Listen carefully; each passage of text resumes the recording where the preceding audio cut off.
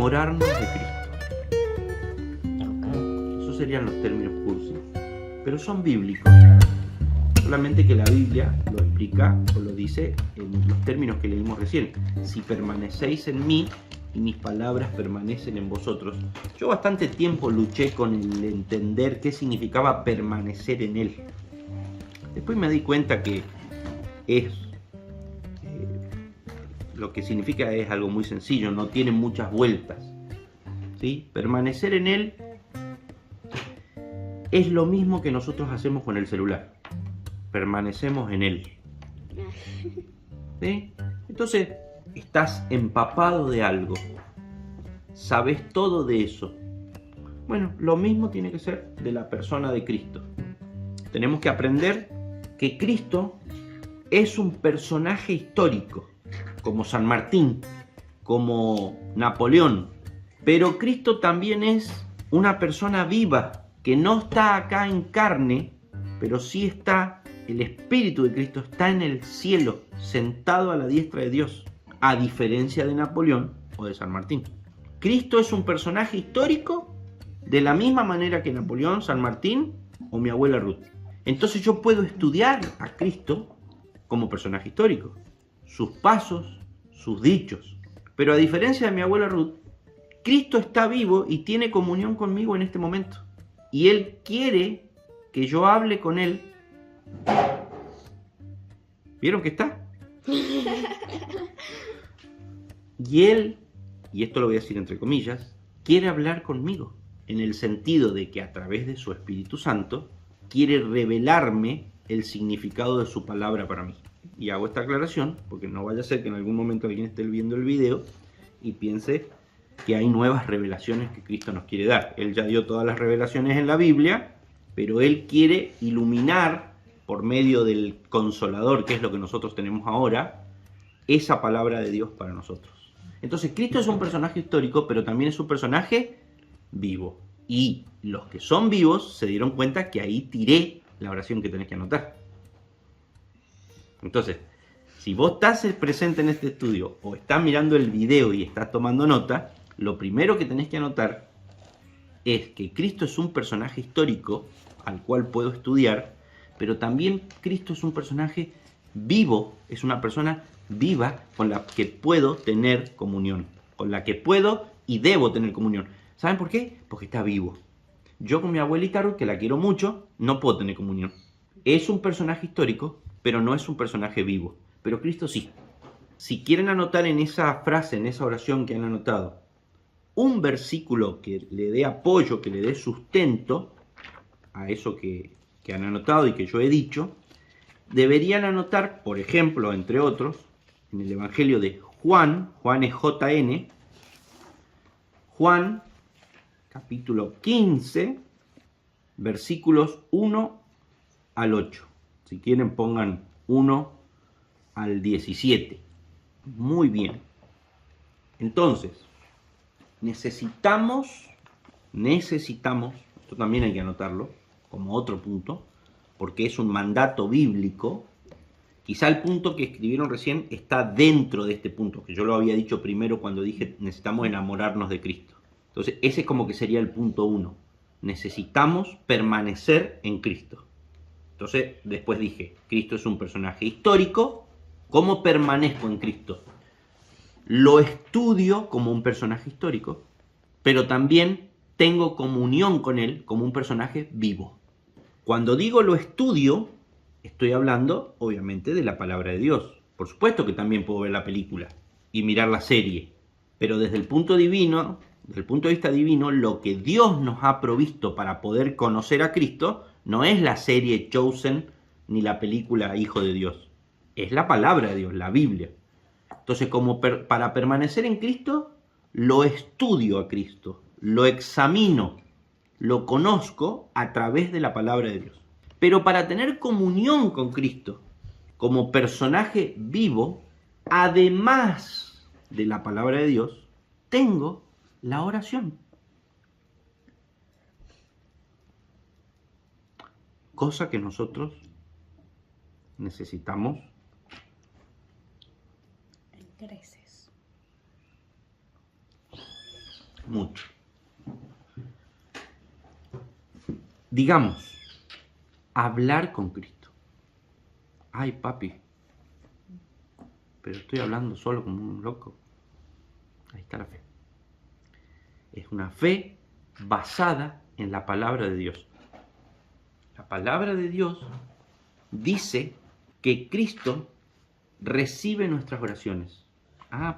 Eso no lo habíamos mencionado nunca. ¿Cuál es la función de Cristo desde que ascendió al cielo?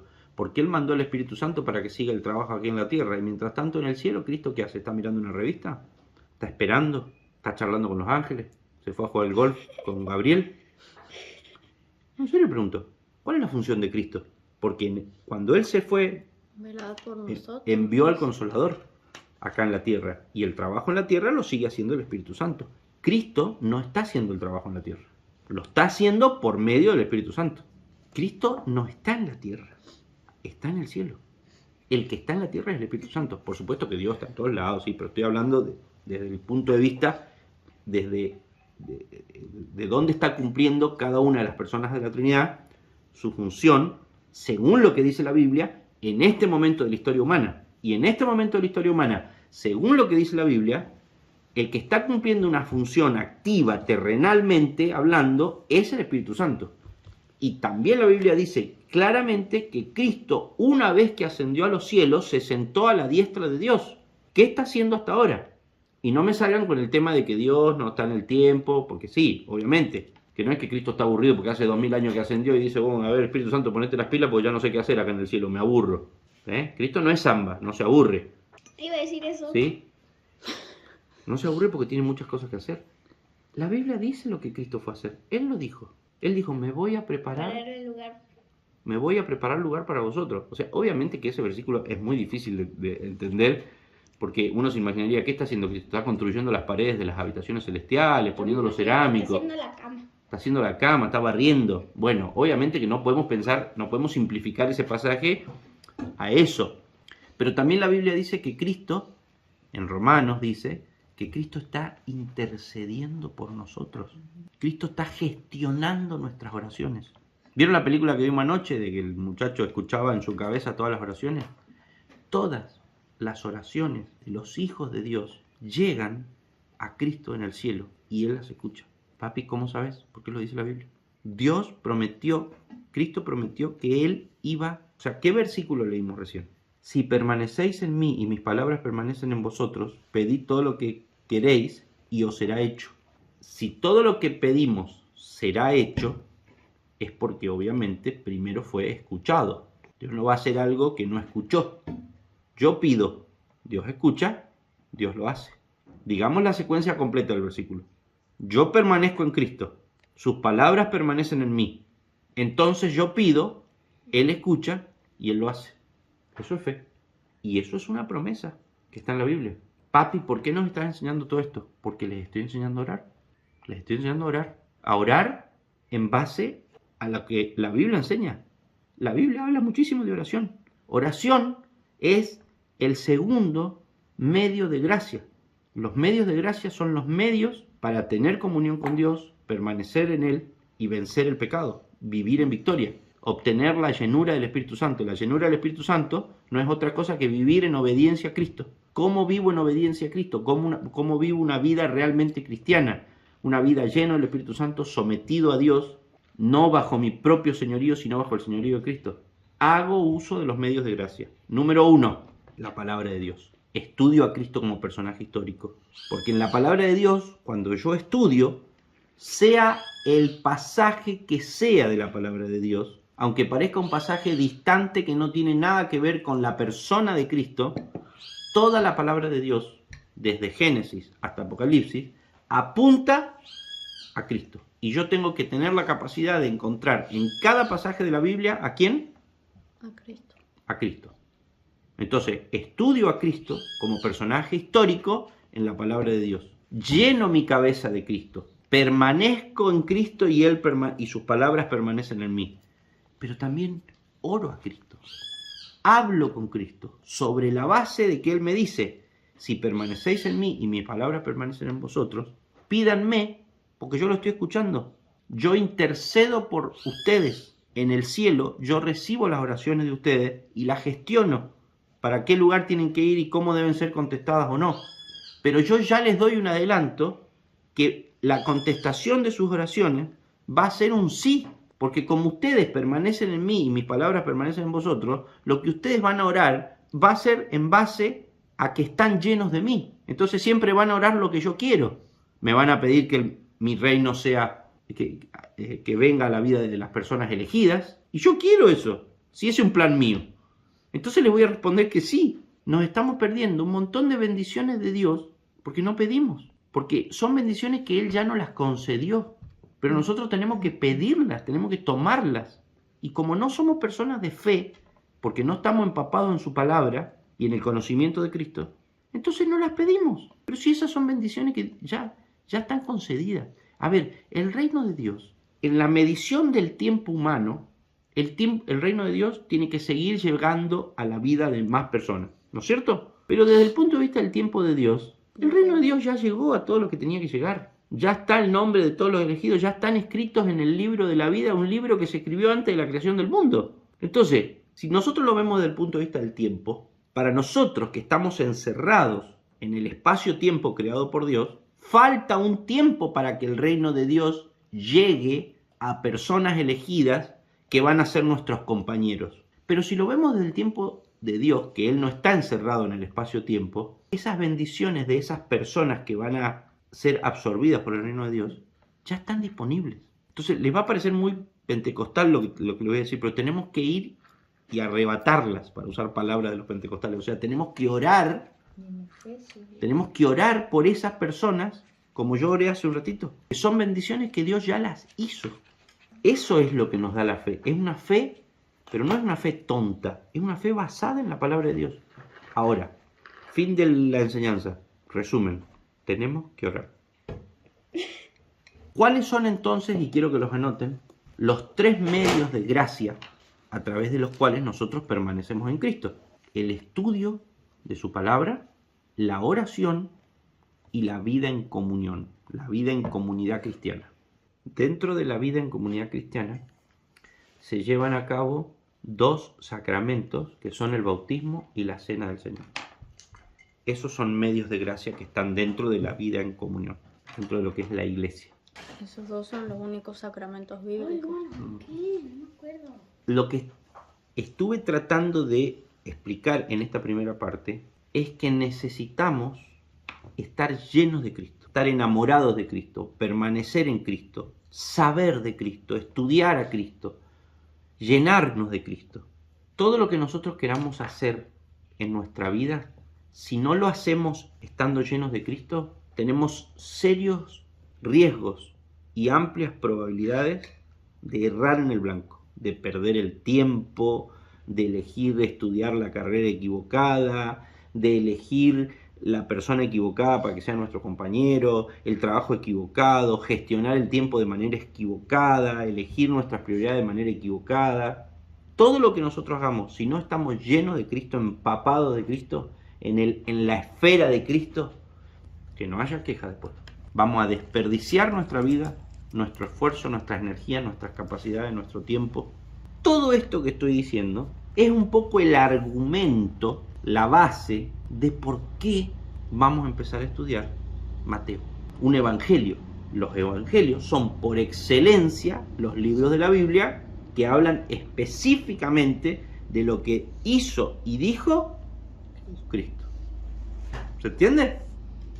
Después del recreo vamos a estudiar el primer pasaje del Evangelio de Mateo, que es la genealogía de Cristo. No era chiste. ¿Sí? Cuando dijo el otro día no era chiste. No se asusten, porque no es que vamos a estudiar todos los nombres y las historias de cada nombre que aparece. Ok. ¿Sí? Porque son 42 nombres, si no me equivoco, 42 generaciones, y no es la idea, pero sí vamos a estudiar. Ustedes no saben lo interesante y lo que se puede aprender de la genealogía de Cristo. Bueno, listo, vamos al recreo y volvemos en un ratito. Bueno, entonces, hablamos de por qué vamos a estudiar el Evangelio de Mateo, para conocer más a Cristo, empaparnos de Cristo, permanecer en Cristo y que sus palabras permanezcan en nosotros. Ahora, empecemos a estudiar el Evangelio de Mateo Y vayamos al principio del Evangelio de Mateo, al primer pasaje, y vamos a ver todo lo que tiene para enseñarnos este fragmento de Mateo que asusta, pero no debe asustar, que es la genealogía de Jesús. La genealogía de Jesús es un listado, la genealogía de Jesús que está en Mateo, es un listado de todos los antepasados de Jesús hasta Abraham, ¿sí? Después en Lucas hay otra genealogía de Jesús, pero en Mateo la genealogía de Jesús es distinta a la que está en Lucas. Ahora, yo no quiero hablar ahora mucho sobre muchas cuestiones que se pueden hablar de la genealogía de Jesús. Lo quiero dejar para más adelante. Ciertas cuestiones técnicas, cuántas generaciones son, si es la genealogía de Jesús por el lado de la madre o por el lado del padre de Jesús. ¿Por qué Mateo empieza su evangelio con la genealogía de Jesús? ¿Por qué Mateo cree importante comenzar su evangelio con la genealogía de Jesús? Nosotros hoy no usamos genealogías. Vos conocés quién es tu papá, quién es tu abuelo, tu bisabuelo, y la mayoría de nosotros ya no sabe, más allá de nuestros abuelos, no sabemos. ¿Por qué para los judíos era tan importante las genealogías? ¿Cómo usaban las genealogías ellos en su vida cotidiana para hacer negocios, para recibir herencias, para conseguir trabajos? Culturalmente somos distintos a los judíos de aquella época. Entonces, nosotros leemos la genealogía, para nosotros es un listado de nombres que no nos suenan familiares, porque nadie le pondría a su hijo Joram, Abías, Boz, Aminadab. Entonces son listados interminables de nombres que no nos suenan familiares y que siempre nos preguntamos, si Dios inspiró la Biblia, ¿para qué puso esto?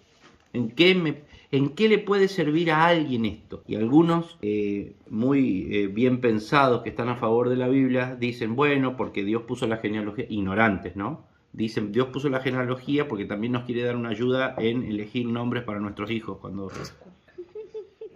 Vamos a dejar todos esos temas para después y vamos a estudiar ahora otra cosa de la genealogía. ¿Sí? ¿Y otra cosa más para estudiar? Sí. Sí, vamos a estudiar, o sea, vamos a dejar los temas técnicos de la genealogía, todo lo que mencioné recién, y lo que vamos a estudiar ahora es qué aprendemos de Dios a través de la genealogía de Jesús que está al principio del Evangelio de Mateo. ¿Qué aprendemos sobre el carácter de Dios? ¿Sí? ¿Qué aprendemos sobre el carácter de Dios en la genealogía de Jesús de Mateo? Primero vamos a empezar leyendo la genealogía, porque una vez en que sea hay que leerla. Nunca pensé que de la genealogía de Jesús íbamos a poder aprender eso.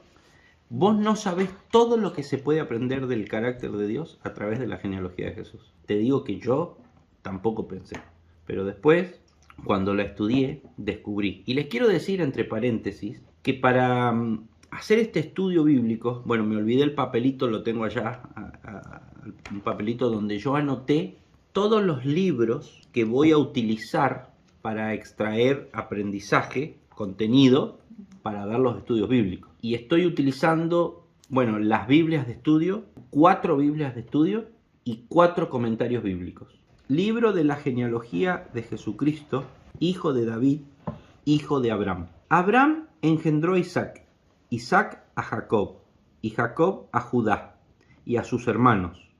Judá engendró de Tamar a Fares y a Sara, Fares a Esrom y Esrom a Aram. Aram engendró a Aminadab, Aminadab a Naasón y Naasón a Salmón. Salmón engendró de Rahab a Boz. Boz engendró de Ruth a Obed y Obed a Isaí.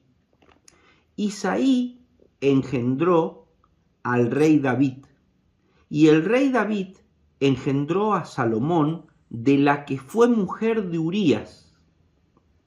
Salomón engendró a Roboam, Roboam a Abías y Abías a Asa. Asa engendró a Josafat, Josafat a Joram, y Joram a Usías. Usías engendró a Jotam, Jotam a Acaz, y Acaz a Ezequías. Ezequías engendró a Manasés, Manasés a Amón, y Amón a Josías. Josías engendró a Jeconías y a sus hermanos en el tiempo de la deportación a Babilonia. Después de la deportación a Babilonia, Jeconías engendró a Salatiel, Salatiel a Zorobabel, Zorobabel engendró a Abiud, Abiud a Eliakim, y Eliakim a Azor. Azor engendró a Sadoc, Sadoc a Akim, y Akim a Eliud. Eliud engendró a Eleazar, Eleazar a Matán, Matán a Jacob, y Jacob engendró a José, marido de María, de la cual nació Jesús, llamado el Cristo. De manera que todas las generaciones desde Abraham hasta David son 14. Desde David hasta la deportación a Babilonia, 14. Y desde la deportación a Babilonia hasta Cristo, 14. Eso es Mateo capítulo 1 del versículo 1 al 17. Interesante, ¿no? Más allá de todos los nombrecitos, hay cosas interesantes. No sé si se dieron cuenta. Hay muchos nombres conocidos. Hay nombres que son conocidos por historias bíblicas del Antiguo Testamento. Ya encontramos varias historias bíblicas del Antiguo Testamento. Eso ya es todo un dato. Primero, nombremos cuáles son, en la genealogía de Jesús, la referencia a historias bíblicas que conocemos del Antiguo Testamento. Abraham, Isaac, Jacob, Judá, Tamar. ¿Cuál era Tamar? Bueno, ya lo vamos a ver. Vos. Rahab, Boz, Obed, Isaí. ¿Para Obed cuál es? el abuelo de David. Ah, cierto. Isaí el padre, Ujú. David, Salomón, Si dicen Boz, tienen que decir Ruth. Ruth. Ruth. Ujú. ¿Qué más? Abdías, Josafat y Usías fueron reyes, ¿no? Salomón. Josafat, sí. Roboam Salomón, fue rey. Roboam. Ah, Ezequías no fue rey también. Y puede ser, hubo un Ezequías rey. Hay que ver si es este. Sí, obvio. Manasés fue Lo mismo Zorobabel, cuando volvieron Sí, de la deportación. sí. Sí. Sí, se están salteando a alguien. Bueno, David, obviamente. Jorán. No, Asa. Manasés. Josafat. Hay muchos nombres que coinciden con nombres de reyes de Israel. Pero hay que ver Sí. si no se llamaban iguales, pero estas son otras personas. Ahora, Manasés no fue un rey. También. Manasés sí. fue Sí, hijo- Manasés fue un rey. Hijo de David. Sí, también. Mm. fue rey. Pero se están salteando a alguien. ¿Quién? Bueno, ya dijimos todos. Pero Abdías. no lo van a saber porque yo tampoco lo sabía. Pero hay una historia bíblica acá en un nombre que cuando yo les diga quién iban a decir, no, con ese nombre no hay Sí, ninguna es historia el bíblica. de Asa que toca la carreta. No, ese es Usa. Ah, Era parecido. por eso. No. Hay una historia bíblica de una persona, de un nombre que está acá en el Antiguo Testamento que yo tampoco la sabía o no la recordaba y que es muy interesante y después la vamos a estudiar. Está en el versículo 11, ese señor que se llama Jeconías. Ujú. ¿Sí? Ay, No acá está recordamos Joaquín. ninguna historia. No, la verdad. Claro, Jeconías y Joaquín es el mismo nombre. Ah, ¿Sí? Y hay una historia en la Biblia con Joaquín. ¿Sí? Pero bueno, no es una ¿Me la historia, cuentan? no es una historia tan grande como para que todos la tengan en su mente. Pero no, cuando llegue el momento la vamos a estudiar.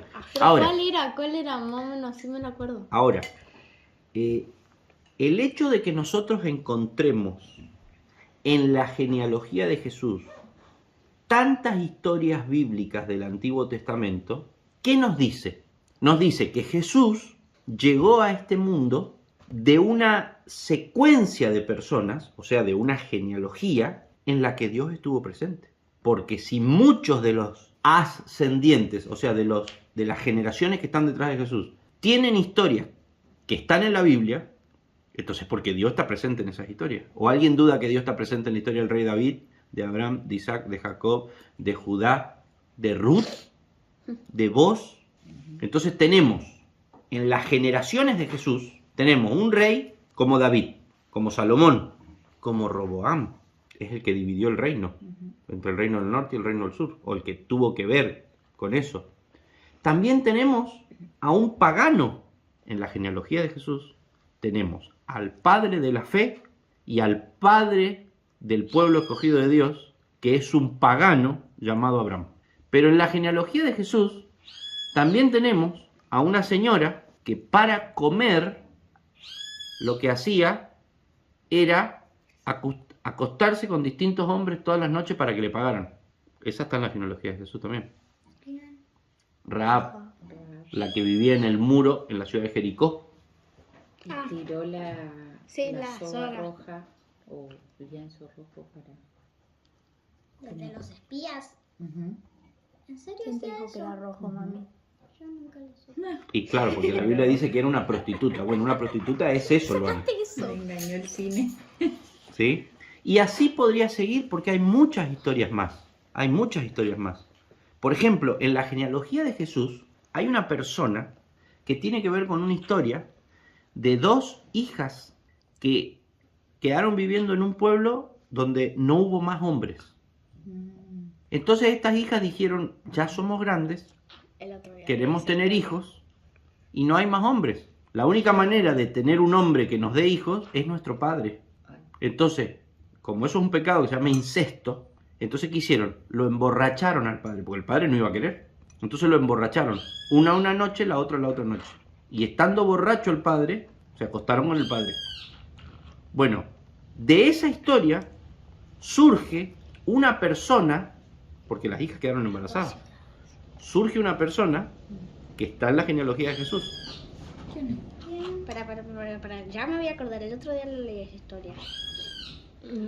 Fue de Judá, ¿no? Ay, no sé. Era el papá, era el pariente de Abraham, que salió de las dos ciudades y que la mujer se convirtió en la estatua de sal. Ah, sí. Las tenés hijas de razón, Lot. las hijas de Lot. Ay, no me acordaba el nombre. Pero Las hijas de entonces- Lot, una de ellas queda embarazada, las dos quedan embarazadas, pero una queda embarazada y de la descendencia de ese embarazo de la hija con el padre, Sí, se formó una ciudad. se forma un pueblo que después pasa a ser, se podría decir, el primer pueblo que más mal le hizo a los judíos cuando tomaron la tierra prometida fue los filisteos. Bueno, el segundo Los amorreos. fueron los moabitas, que salieron de la relación que una de las hijas de Lot tuvo con Lot. Hubo un hombre israelita que cometió el pecado de casarse con una mujer que no era israelita. Ellos no se podían mezclar por la ley de Dios. Se casó con una moabita. Una israelita se casó con una moabita. Y como eso estaba prohibido, se murió.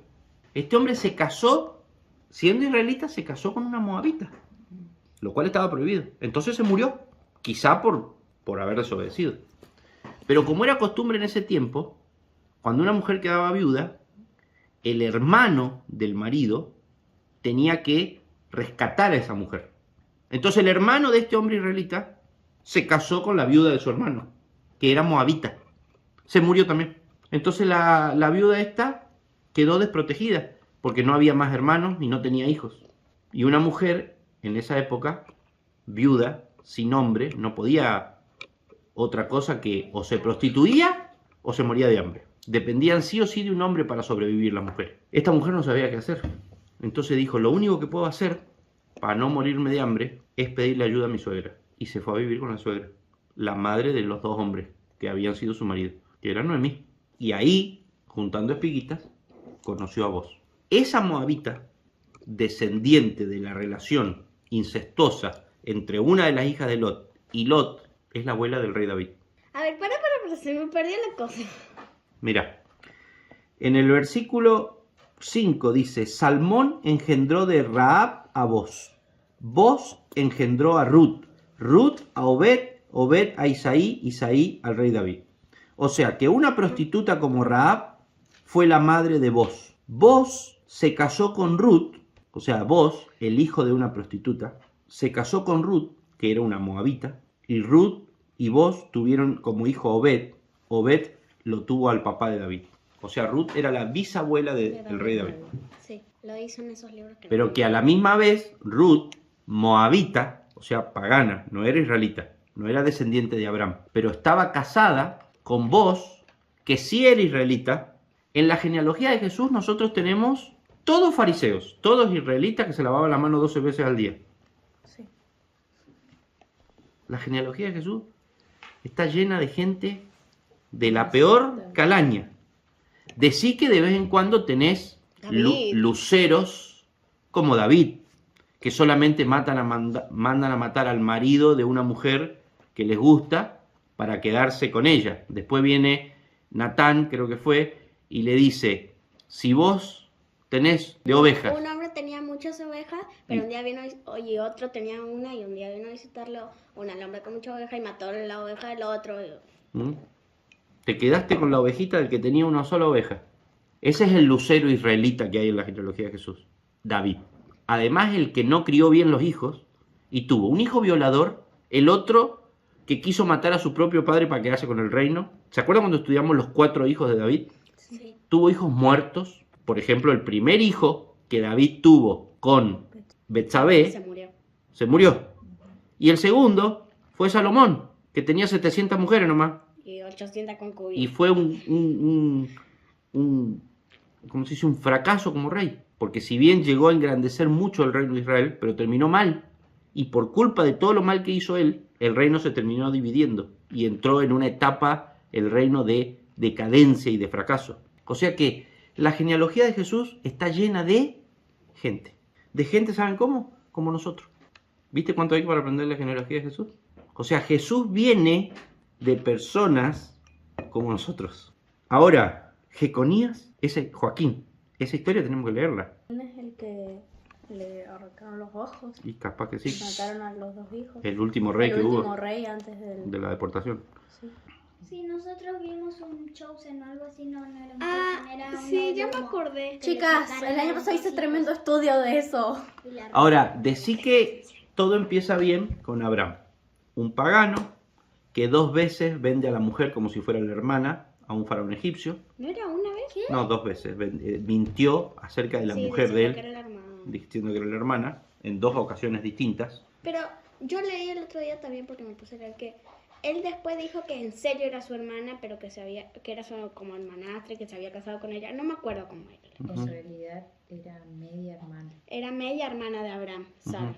Ah, bueno, entonces bárbaro porque era la media hermana nomás. Señor. Descubrimos, O sea, era medio... Lo que Pasa quiero que en la decir antigüedad es no que estaba mal visto casarte con un primo, con un hermano. Tampoco medio tener hermano. todas las concubinas que tenía Salomón. es que No estaba mal visto, era no normal. Era totalmente mentira que era su hermana. Ujú. Eso. Bueno, ¿qué hizo Isaac y Jacob? Y Jacob. Jacob mintió, engañó. Dos veces. Jacob era un engañador, era un tránfuga terrible Jacob. ¿Entendés? Después, Jacob tuvo un hijo que se llama Judá, que es Y la que lo tribu de vendió a Judá, José. que es uno de los que lo vendió a José, claro, uno de los hermanos de Es José. que no me acordaba cuál era el que no lo quiso vender a José. Ujú. el mayor Simeón. para rescatarlo. Interesante la genealogía de Jesús. O sea, es como que lo deshonra a Jesús, la genealogía. O lo podemos ver de otra manera. Y esto es lo que quiero que estudiemos. La genealogía de Jesús resalta un aspecto del carácter de Dios. ¿Cuál es? Misericordia. Misericordia. Y que de cualquier cosa él hace... Que de cualquier cosa Él hace. Hay un versículo, pero no me lo acuerdo. O sea, Dios escogió gente como esta que hablamos recién para que estén en la línea mesiánica. O sea, de donde va a salir el Mesías. El hecho de que Dios haya escogido gente común y corriente para que sea un engranaje, un eslabón en la cadena a la cual va a pertenecer el Salvador del mundo, que es ni nada más ni nada menos que Dios mismo. El hecho de que Dios haya escogido gente como esta, porque no es que Dios no se dio cuenta. O sea, la providencia de Dios nos enseña que no se le cae un pelito a un gato o un pajarito no muere si Dios no lo ha pergeniado desde antes de la fundación del mundo. Entonces, esto estaba todo planificado, pergeniado, sabido y controlado por Dios. ¿Qué nos dice de Dios eso? El hecho de que esta gente Dios haya permitido o haya colocado en la cadena de donde va a salir el Mesías. Lo que nos revela esto sobre el carácter de Dios, lo que nos ilumina, es como que esto pone, ¿viste cuando vos tenés una linterna o un velador y alumbrás una determinada parte de algo? Bueno, esto está poniendo el foco, está iluminando en la multifacética y amplia gloria de Dios, porque no se olviden que la gloria de Dios es la suma de todos sus atributos. Esta genealogía está iluminando, está poniendo el foco en uno de los atributos de Dios, que es la gracia de Dios. La gracia de Dios. Otra de las personas pecadoras, elegidas por Dios para estar en la genealogía de Jesús, es María, la madre de Jesús. Claro, a ella no le conocemos incestos, prostitución, como a los anteriores. Es más, a María no le conocemos nada malo, ¿no es cierto? Ustedes sí. Tuvo un hijo sin casarse. Sí, pero porque Dios quiso. ¿Qué tenemos en Lucas 1, 38 y Lucas 1, ahí en general, digamos? Anuncio del nacimiento de Jesús. ¿Sí? El ángel Gabriel fue enviado por Dios a una ciudad de Galilea llamada Nazaret, a una virgen desposada con un varón que se llamaba José, de la casa de David, y el nombre de la virgen era María. Eso es el versículo 26 y 27. En el versículo 38 dice: entonces María dijo: he aquí la sierva del Señor, hágase conmigo conforme a tu palabra, y el ángel se fue de su presencia. ¿Sí? Ahí tenemos a María, la persona de la cual no conocemos grandes pecados, aceptando que Dios la ha elegido para ser la madre física del Mesías. Pero si nosotros vamos hasta el versículo 46, Lucas 1:46, María se compone una canción que se llama el Magnificat. Se canta una canción terrible, María, y dice: entonces María dijo: engrandece mi alma al Señor, y mi espíritu se regocija en Dios, mi Salvador, porque ha mirado la bajeza de su sierva. Ahí tenemos los pecados de María. ¿Qué es la bajeza? Y lo contrario de alteza. ¿Entendés? La bajeza de su sierva. Pues he aquí, desde ahora me dirán bienaventurada todas las generaciones, porque me ha hecho grandes cosas el poderoso, santo es su nombre. Y en el versículo 47, María dice que ella es pecadora. En el 47 dice: y estoy alegre porque es mi Salvador. Él es mi Salvador. ¿Quién necesita un salvador si no es pecador? En 1:28, y entrando el ángel en donde ella estaba, dijo: salve muy favorecida. Ahí en el muy favorecida, bueno, hay otra insinuación de que María no era una especie de Jesucristo perfecto que estaba antes de Jesucristo. Era una persona muy común y corriente, que el hecho de que Dios la haya escogido para ser la madre biológica, física de Cristo, le representa a ella, por ser una persona común y corriente, un nivel de favorecimiento extraordinario.